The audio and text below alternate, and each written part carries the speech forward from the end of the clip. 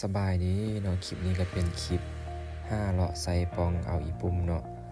ซึ่งตอนนี้ก็เป็นเวลา5 โมงแลงพวกเฮาได้ออกเดินทาง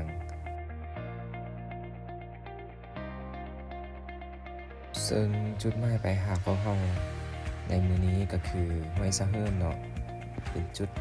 ที่เฮาจะไปใส่ปองเอาอีปุ่มเนาะ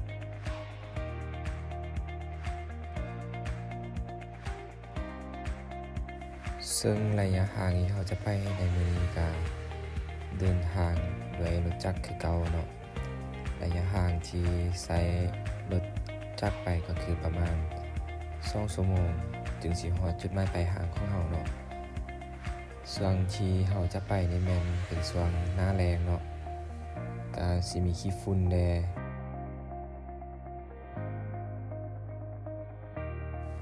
ตอนนี้แม่นเราได้มาฮอด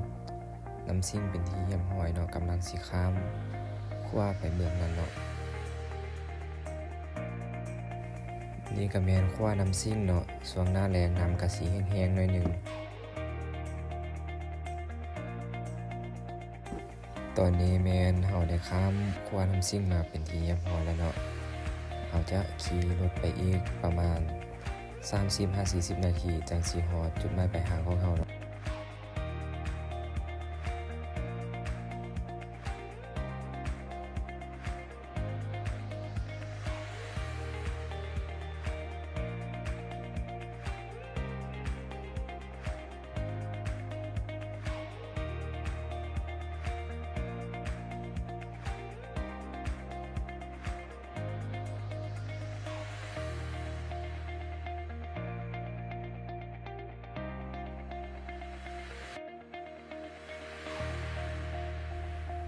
ตอนนี้แม่นได้มาฮอดภูห้วยสะเฮิ่นเป็นที่เยี่ยมห้อยเนาะกำลัง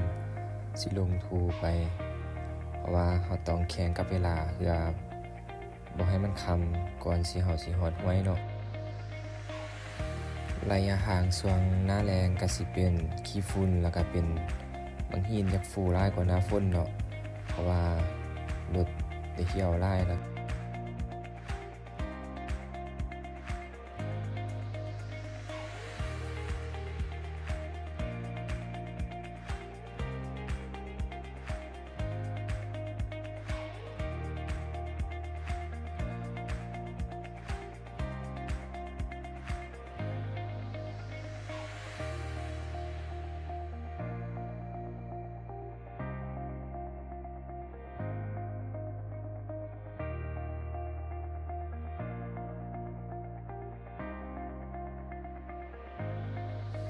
นี่แม่นทางสิเข้าไปหาห้วยเนาะ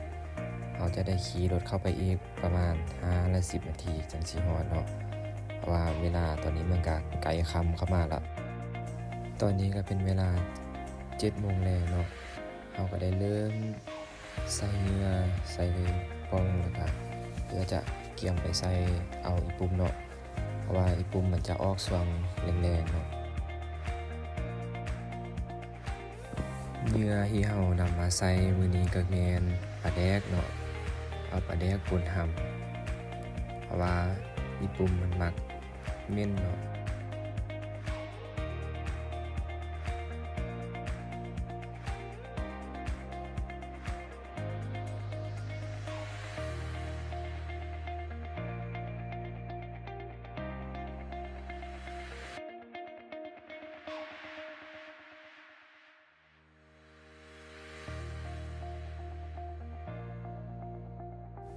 วิธีใส่ปองแมนเราต้องได้เอาไม้เสียบแล้วก็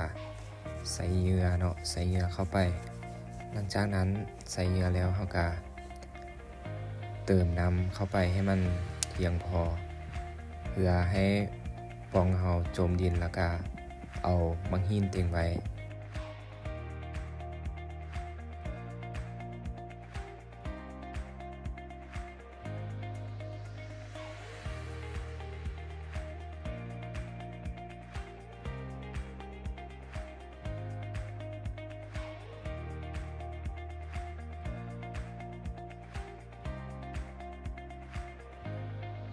เอาจะเลือกใส่ตามเขียมคอกเนาะเพราะว่าอีปุ่มมันจะอยู่น้ำตื้นเนาะมันบ่ได้อยู่น้ำลึก บนใดที่เฮาเห็นโตแล้วก็เฮาจะเอาปองใส่ลงไว้เนาะ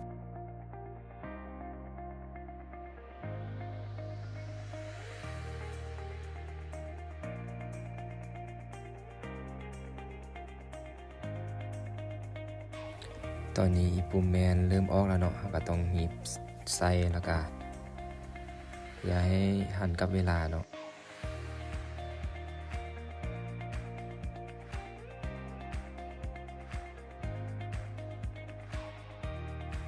บนนี้มีอีปุ่มเนาะ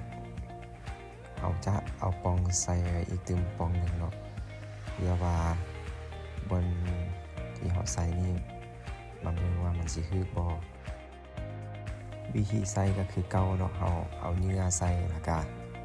เอาไม้คัดหลังจากนั้นก็เอาไปหมุนน้ำไปให้น้ำเข้าเต็มแล้วก็เอามาหิ้นเต็มแล้วเนาะก็สิแบบเก่าๆเดิมๆมาแหละใส่อย่างนี้ไปเรื่อยๆบ่ได้มีแล้วก็ใส่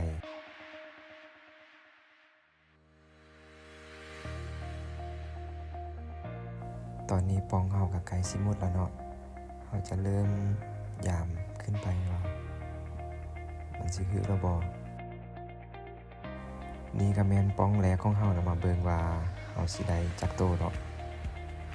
เฮาต้องฮอกน้ำออกให้น้ำออกหมดแล้วมาเบิ่งกันว่าสิได้จักโตหลังจากที่ฮอกน้ำออกเนาะเฮาก็เริ่มเห็นโตมาละก็ได้อยู่ประมาณ 4-5 โตเนาะปองแรกแฮกมาน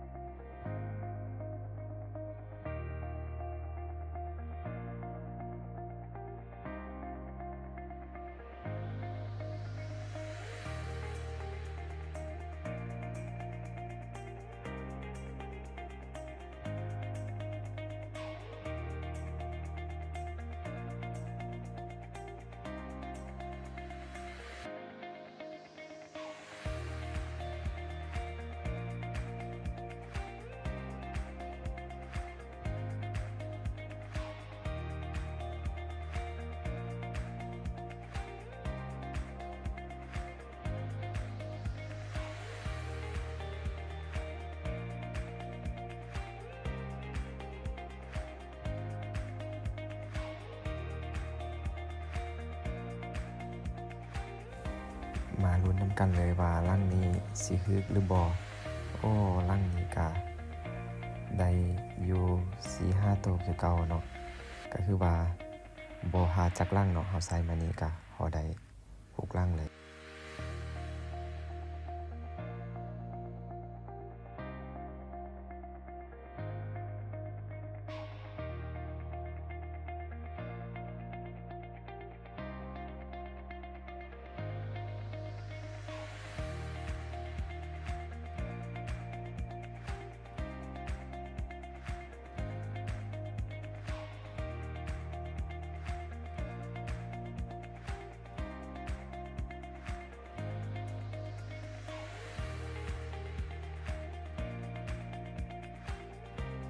อยู่นี่มี 2-3 ตัวแล้วเบิ่งว่ามันสิคือปองที่เฮาใส่บ่ไปเบิ่งนำกันเลย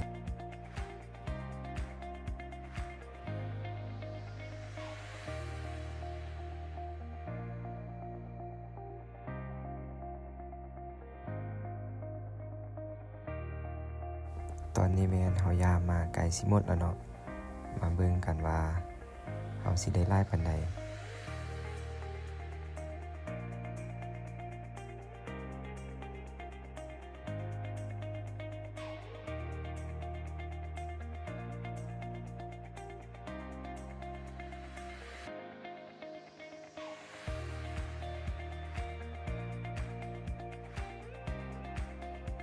ร่างนี้แม่นถึกแต่ตัวใหญ่ๆเลยเนาะ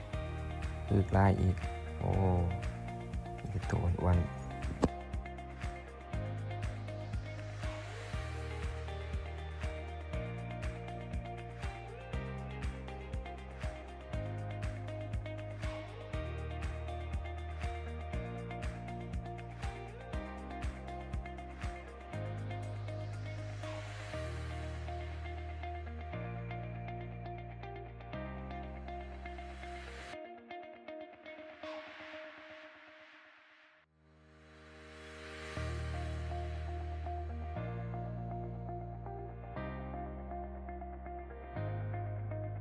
ลงานการใส่ปล่องคืนนี้ก็ได้ประมาณเท่านี้เนาะ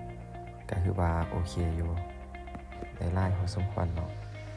คลิปนี้ก็จบเพียงเท่านี้เนาะฝากกดติดตามและกดไลค์กดแชร์